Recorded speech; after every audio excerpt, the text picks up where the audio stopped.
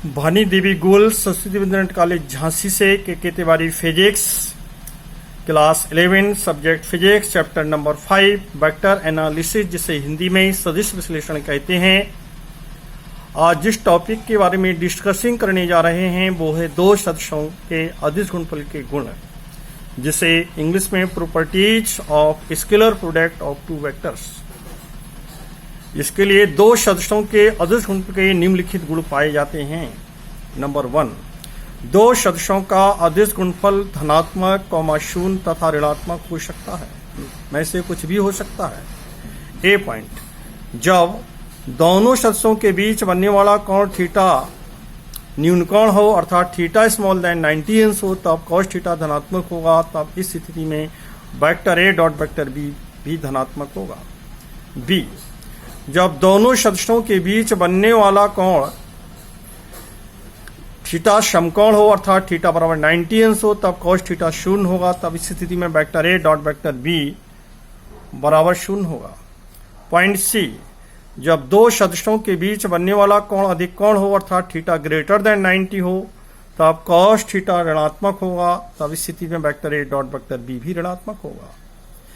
इसके बाद दूसरा गुण है, दो सदिशों का अदिश गुणनफल क्रम विनिमय नियम का पालन करता है अर्थात vector A dot vector B बराबर B vector dot A vector. इसके प्रूफ के लिए माना कि एक समतल में दिए गए दो सदिश वेक्टर ए तथा वेक्टर बी हैं तथा इनके बीच बनने वाला कोण थीटा है, तब दो सदिशों के अदिश गुणनफल की परिभाषा से vector A dot vector B बराबर ए बी cos थीटा होगा। समीकरण नंबर 1। अब यदि हम बी वेक्टर से घूमकर ए वेक्टर तक आए तब इन सदिशों के बीच बनने वाला कोण 360 माइनस थीटा होगा। तब स्थिति में B vector dot A vector बराबर B A cos 360 minus theta. cos 360 minus theta बराबर होता है cos माइनस थीटा और cos माइनस थीटा बराबर होता है cos थीटा। इसलिए B vector A dot A vector बराबर B A cos minus theta बराबर के नीचे बराबर B vector dot A vector बराबर B A cos theta. B A को हम ए बी भी लिख सकते हैं क्योंकि दो परिमाण हैं ये, इसलिए B vector dot A vector बराबर ए बी cos थीटा। समीकरण नंबर 2, समीकरण 1 व 2 की तुलना करने से स्पष्ट होता है कि vector A dot vector B बराबर B vector dot A vector hence proved यही सिद्ध करना था। इससे स्पष्ट होता है कि दो सदिशों का अदिश गुणनफल क्रम विनिमय नियम का पालन करता है। तीसरा जो गुण है, दो सदिशों का अदिश गुणनफल स्केलर प्रोडक्ट गुणा के वितरण डिस्ट्रीब्यूटेड लॉ का पालन करता है अर्थात वेक्टर ए डॉट कोष्टक में vector B plus vector C बराबर होगा ए वेक्टर इक्वल होगा A vector dot B vector plus A vector dot C vector. चौथा गुण है, दो समांतर सदिशों का अदिश गुणनफल उनके परिमाणों के गुणनफल के बराबर होता है। माना कि एक समतल में दो दिए गए समांतर सदिश वेक्टर ए तथा वेक्टर बी हैं तब इनके बीच बनने वाला कोण थीटा बराबर 0 अंश होगा। तब दो सदिशों के अदिश गुणनफल की परिभाषा से vector A dot vector B बराबर ए बी cos 0 बराबर के नीचे बराबर vector A dot vector B बराबर ए बी। समीकरण नंबर 2, तथा जब थीटा बराबर 180 अंश हो तब vector A dot vector B बराबर ए बी cos 180 अंश बराबर, चूंकि cos 180 अंश बराबर -1 होता है इसलिए बराबर के नीचे A B into -1 vector A dot vector B बराबर माइनस ए बी होगा। समीकरण नंबर 2।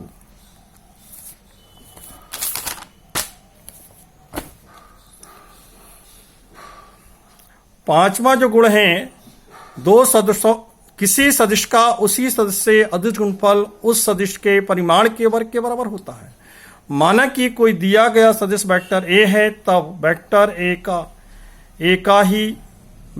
का ए से ही अदिश गुणा करने पर vector A dot vector A बराबर होगा ए कोष्टक में दूसरे कोष्टक फिर ए cos 0 बराबर के नीचे बराबर ए स्क्वायर इंटू 1 बराबर ए स्क्वायर। समीकरण 1। इस गुण के आधार पर हम दो सदिशों के परिणामी सदिश का परिमाण ज्ञात कर सकते हैं।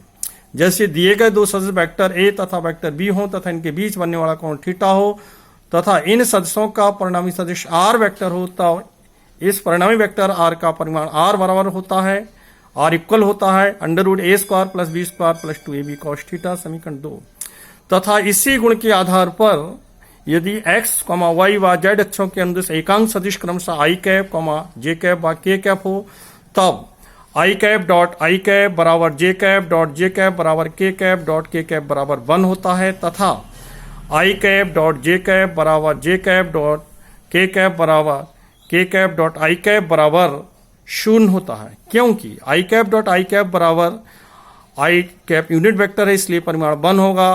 तो आई कैप डॉट आई कैप बराबर 1 इंटू 1 cos 0 बराबर 1, तथा आई कैप डॉट जे कैप बराबर होगा, इन चूंकि लंबत होते हैं दोनों आई जे के, इसलिए आई कैप डॉट जे कैप बराबर होगा 1 इंटू 1 इंटू cos 90 बराबर 0 होगा, 1 इंटू 0 बराबर 0 होगा।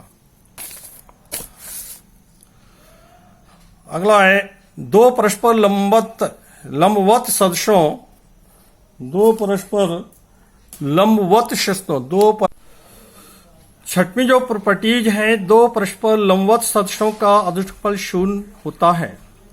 माना कि दो दिए गए परस्पर लंबवत सदस्य वेक्टर ए तथा वेक्टर बी हैं, तब इनके बीच बनने वाला कोण थीटा बराबर 90 अंश होगा। तब दो सदस्यों के अदिश गुणनफल की परिभाषा से vector A dot vector B बराबर ए बी कॉस 90, बराबर के नीचे बराबर ए बी कॉस 90 का मान 0 होता है, तो vector A dot vector B बराबर 0 होगा। समीकरण 1। इस प्रकार हम कह सकते हैं कि दो सदस्यों के अदिश गुणनफल तथा दो साधारण संख्याओं के गुणनफल में महत्वपूर्ण अंतर होता है, अर्थात दो संख्याओं का गुणनफल हमें तभी 0 प्राप्त होगा जब उनमें से कोई एक संख्या 0 हो। परंतु यदि दिए गए दोनों सदस्यों में से कोई भी सदिश 0 ना हो, परंतु उनके बीच बनने वाला कोण थीटा 90 अंश हो, तो भी उनका अदिश गुणनफल 0 प्राप्त होता है। इसके आगे आपसे कल डिस्कशन किया जाएगा। Thank you.